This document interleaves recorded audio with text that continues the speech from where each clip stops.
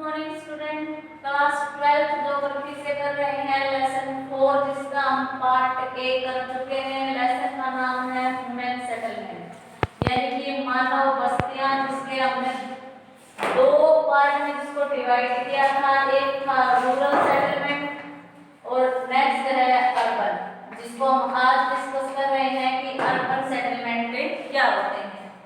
Urban settlement से को अगर हम रूरल सेटलमेंट से कंपेयर करें तो उसके बिल्कुल विपरीत होता है। जैसे कि रूरल सेटलमेंट में मोस्टली लोग प्राइमरी सेक्टर में काम करते हैं, जबकि अर्बन एरियाज में सेकेंडरी और टर्शियरी क्षेत्र में काम करते हैं। इसके अलावा भी अगर हम और फीचर्स इसके देखें तो जो नगरीय बस्तियां होती हैं हमारी, वो केंद्र होती हैं किसका, औद्योगिक इकाइयों का, यानी मोस्टली इंडस्ट्रीज वहां पर मिलती हैं। व्यापार की सुविधा, शिक्षा की सुविधा, मनोरंजन के केंद्र अवेलेबल होते हैं। तो ये इस तरह की कुछ एक विशेषताएं हैं जो कहाँ पाई जाती हैं, नगरीय बस्तियों में।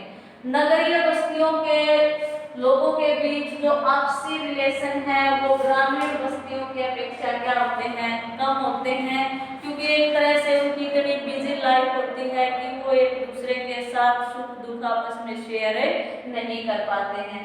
तो ये है हमारी नगरीय बस्तियां की कुछ विशेषताएं। आज हम बात कर रहे हैं कि नगरीय बस्तियां या नगरों का जो वर्गीकरण किया गया है उसके बारे में डिटेल में लेके चलेंगे। तो नगरों का जो वर्गीकरण है वो 3 आधारों पे किया गया है। फर्स्ट है विकास के आधार पर, सेकंड है जनसंख्या के आधार पर और थर्ड है कार्यों के आधार पर। फर्स्ट हम लेके चल रहे हैं विकास के आधार पर। विकास के आधार पर यानी ये जो नगर हैं ये कब से विकसित हुए हैं, तो कितने टाइम पहले विकसित हुए हैं, उसके आधार पर जो नगर हैं वो है 3 प्रकार के। प्राचीन नगर,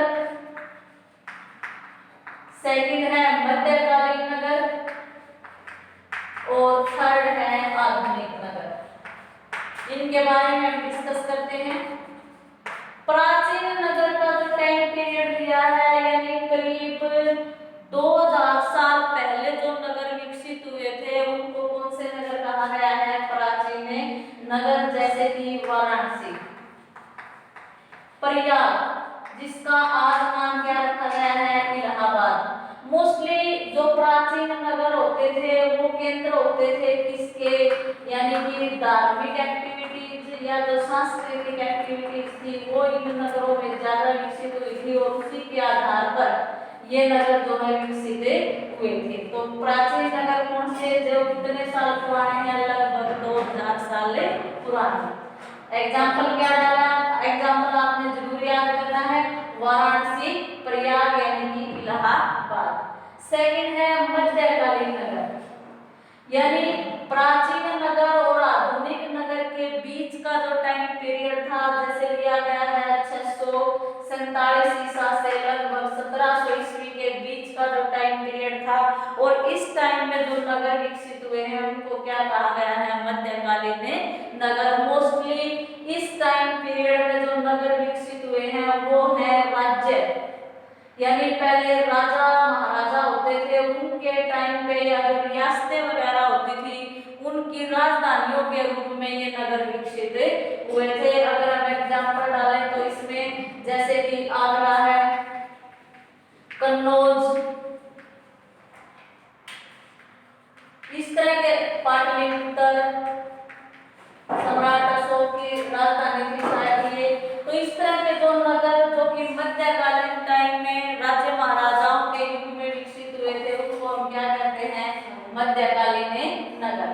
थर्ड आधुनिक नगर, यानी कि मोस्टली इसमें वे नगर आते हैं जो यूरोपियन जो कंपनीज वगैरह थी वो जब भारत में आई थी तो उनके आने के बाद जो नगर विकसित हुए हैं, जैसे कि यूरोपियन कंपनीज ने सूरत है या गोवा है, इनको एक पतन के रूप में यानी अपने व्यापार के लिए एक पतन के रूप में इन नगरों को क्या किया था, विकसित। उसके अलावा उन्होंने बाद में अपने प्रशासनिक सेवाओं के लिए यानी शासन चलाने के लिए जो नगर विकसित किए, जैसे कि मुंबई है, चेन्नई है, दिल्ली वगैरह, तो ये नगर सभी किस में आते करते हैं आधुनिक नगरों में। तो ये था हमारा विकास के आधार पर नगरों का वर्गीकरण। कितने प्रकार का? 3, प्राचीन नगर, मध्यकालीन नगर और एक आधुनिक नगर। उसके बाद हम बात करते हैं जनसंख्या के आधार पर। अगर आपकी बुक के अकॉर्डिंग चले तो 6 पार्ट इन्होंने बनाए हैं जनसंख्या के आधार पर, जैसे 1 लाख से अधिक जनसंख्या वाले नगर।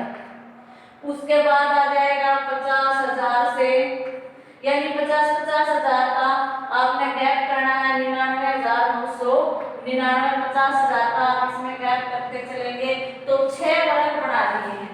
इसके बाद जैसे कुछ नगरों को विशेष नाम दिए गए हैं कि 1 लाख से अधिक जनसंख्या वाले जो नगर हैं इनको कहा जाता है प्रथम श्रेणी के वर्ग। ये 1 मार्क्स में क्वेश्चन आते हैं इस टाइप के कि प्रथम श्रेणी के जो वर्ग होते हैं, नगर होते हैं, प्रथम श्रेणी में जो आते हैं तो उसकी जनसंख्या का क्राइटेरिया क्या लिया गया है। तो 1 लाख, 10 लाख से अगर हम 50 लाख के बीच के जनसंख्या वाले नगरों की बात करें तो इनको कहते हैं महानगर। भारत में 2001 के अकॉर्डिंग 35 जो है वो क्या है? महानगर है। और अगर हम बात करें मेगा नगर की, जिनकी जनसंख्या मानी गई है 50 लाख से ज्यादा, तो ऐसे 6 मेगा नगर है भारत के अंदर। कौन से? दिल्ली, मुंबई, चेन्नई, कोलकाता, बेंगलोर और हैदराबाद। ये 6 क्या है? हमारे मेगा नगर। तो ये था हमारा जनसंख्या के आधार पर नगरों का वर्गीकरण। उसके बाद कार्यों के आधार पर मोस्ट इंपोर्टेंट क्वेश्चन आपका कि मेन दो नगर के अपने किसी न किसी कार्य विशेष के लिए फेमस हो जाते हैं या उसके रूप में विकसित किए गए हैं। जैसे फर्स्ट है प्रशासनिक नगर। प्रशासनिक नगर वो नगर होते हैं जहां से किसी देश का, किसी राज्य का प्रशासन चला जाता है। जैसे किसी भी देश की जो कैपिटल है या किसी स्टेट की जो कैपिटल है वो सभी किसमें आती हैं? प्रशासनिक नगर में। तो आपका एग्जाम्पल हो जाएगा नई दिल्ली, चंडीगढ़ वगैरह, इस तरह आप एग्जाम्पल डाल सकते हैं। उसके बाद है धार्मिक नगर। धार्मिक नगर वे नगर होते हैं जो अपनी धार्मिक गतिविधियों के लिए प्रसिद्ध हो जाते हैं, जैसे कि हरिद्वार। तो धार्मिक कार्यों के रूप में प्रसिद्ध नगरों को हम क्या बोलते हैं? धार्मिक नगर। औद्योगिक नगर, सभी क्वेश्चन के इनके नाम में ही आंसर है। जिस नगर में उद्योग ज्यादा विकसित है या किसी खास उद्योग के लिए जो नगर प्रसिद्ध हो जाता है उसको हम क्या बोलते हैं? औद्योगिक नगर। जैसे कि अगर हम बात करें जमशेदपुर की, भिलाई है छत्तीसगढ़ के अंदर, तो राउरकेला है उड़ीसा के अंदर, ये सभी जो नगर हैं वो किसके रूप में प्रसिद्ध हैं? औद्योगिक नगर के रूप में। इसके अलावा आप और भी बहुत सारे कार्यों के आधार पर बात कर सकते हैं। सांस्कृतिक नगर हैं, व्यापारिक नगर हैं जो व्यापार के लिए फेमस हैं, परिवहन नगर है जहाँ पर परिवहन की सुविधाएं, चाहे वो रेल परिवहन की हो, सड़क परिवहन की हो, तो जो परिवहन के रूप में जाने माने जाते हैं जो नगर, उनको हम क्या बोलते हैं? परिवहन नगर। तो इस तरह ये है हमारे, और भी आप अपने बुक से काफी अटेम्प्ट कर सकते हो। तो ये है कार्यों के आधार पर नगर। उसके बाद हम एक और टॉपिक लेके चलते हैं, नगरीकरण। यानी किसी नगर के विकसित होने की प्रक्रिया को हम क्या बोलते हैं? नगरीकरण। उसके पीछे रीजन क्या है कि नगरीकरण क्यों बढ़ रहा है, उसके रीजन क्या है? तो 3 कारण है। फर्स्ट है प्राकृतिक, सेकंड है प्रवास और थर्ड है जब किसी गांव को ही या ग्रामीण क्षेत्र को ही नगरीय घोषित कर दिया जाता है। प्राकृतिक सिंपल है, जब किसी नगर की जनसंख्या क्यों बढ़ेगी, यानी नगरीकरण क्या था कि किसी नगर की जनसंख्या लगातार बढ़ती चली जाए तो उसको हम क्या कहेंगे? नगरीकरण। तो उसके कारण क्या है? जन्म दर अगर उस नगर में ज्यादा है और मृत्यु दर क्या है? कम। जन्म दर ज्यादा और मृत्यु दर कम, तो नेचुरल रूप से उस नगर की जनसंख्या क्या होगी? बढ़ जाएगी। उसके बाद है प्रवास, जो कि मेन रीजन है नगरों की जनसंख्या के बढ़ने का, कि गांव से बड़ी मात्रा में जो लोग हैं वो सुविधाओं के लिए क्या करते हैं, नगरों की ओर प्रवास करते हैं, जिससे नगरों की जनसंख्या जो है लगातार बढ़ती चली जाती है।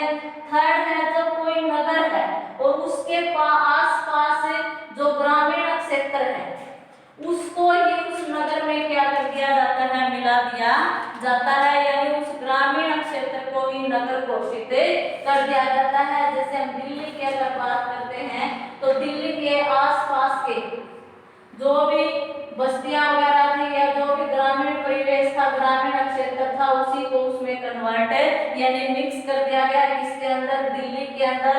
तो दिल्ली का क्या हो गया, नगरीकरण।